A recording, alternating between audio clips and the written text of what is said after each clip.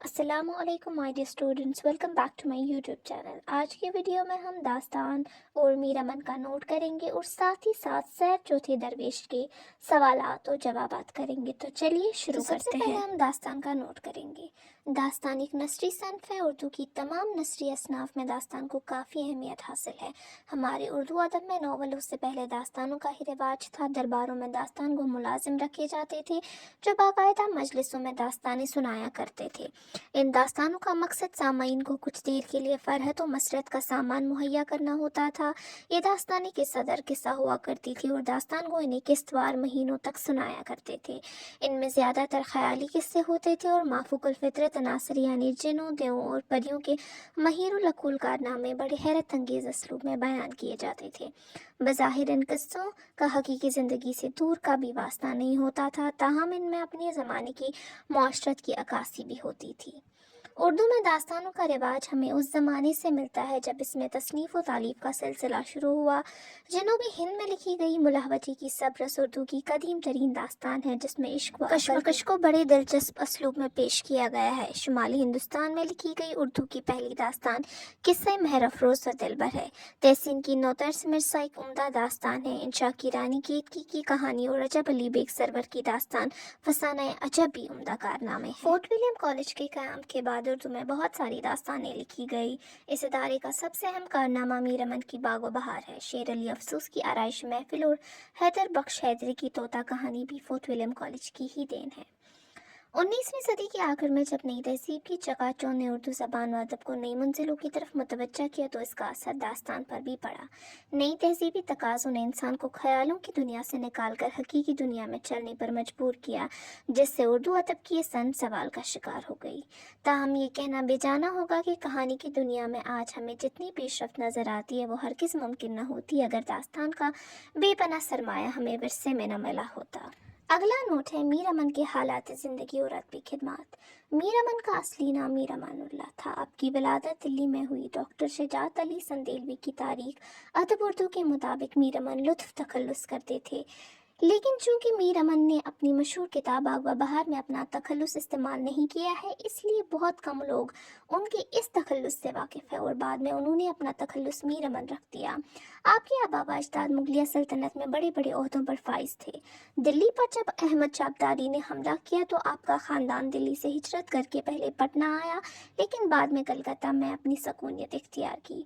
मीर बहादुर अली हुसैनी के तवस्से वो fort William college पहुंचे और गिलक्रिस्ट की फरमाइश पर उन्होंने फ़ारसी के मशहूर किस्से चहार दरवेश को उर्दू में लिखा और बाग व बहार नाम रखा। बाग व बहार फ़ौरन ही मकबूल हुई और आज तक उसकी शोहरत और मकबूलियत बरकरार है। बाग व बहार की सबसे बड़ी खूबी ये है कि इसमें जो 5 किस्से पेश हुए हैं वो आसान और दिलनशीन ज़बान में है।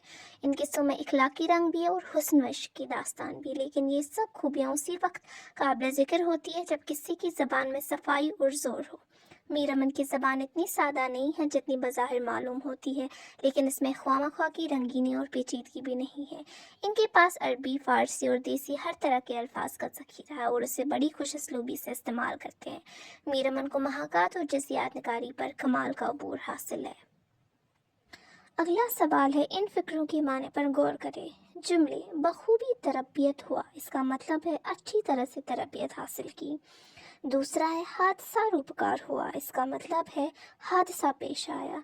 अब उस्ताद की मदद से इस सबक में दर्ज इसी किस्म के चंद और फ़िक्रे तलाश करें और उनके माने नोटबुक पर लिखें। इसी किस्म के कुछ फ़िक्रे यूँ हैं। सल्तनत से किनारा पकड़ना, जिसका मतलब है तख्तो ताज से अलग हो जाना। दूसरा है ये क्या तलस्सुम है, इसका मतलब है ये कैसा अजीब नज़ारा है। अगला है मेहनत कुछ एक न लगी, इसका मतलब है मेहनत किसी काम ना आई। इसके बाद है ये वसीयत मेरी तुम बजा लाएं, इसका मतलब है मेरी बातों पर अमल कीजिए। अगला है इरादा कोच का किया, इसका मतलब है सफ़र करने का इरादा किया। अगला है सवालात और उनके जवाबात। पहला सवाल है, फर्श पर से पत्थर हटाने के बाद शहजादी ने ज़मीन के अंदर क्या देखा?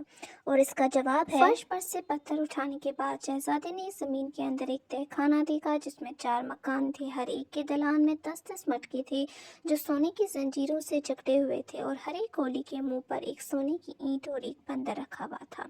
चारों मकानों में कुल 39 गोलियां थी। सिर्फ एक मटका ऐसा था जो अशरफियों से तो भरा पड़ा था, लेकिन उसके मुंह पर न ईंट रखी थी और न बंदर था।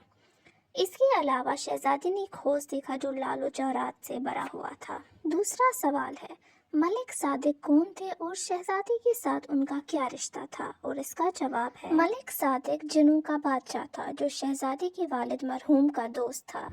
तीसरा सवाल है, शहजादी के चचा के लिए क्यों कहा गया है कि वो बजाय अबू जहल के थे? और इसका जवाब है, अबू जहल हज़रत मोहम्मद सल्लल्लाहु अलैहि वसल्लम का चचा था, लेकिन उसने आप सल्लल्लाहु अलैहि वसल्लम के साथ बहुत ज़्यादतियाँ की। चूँकि शहजादी का चचा भी उसके साथ बुरा सलूक करता था और उसका तख्त व ताज छीन कर उसे मार डालना चाहता था, इसीलिए उसे बजाय अबू जहल के कहा गया था। आज की वीडियो में इतना ही। मिलते हैं इसी वीडियो के पार्ट 2 में। तब तक के लिए अल्लाह हाफिज़।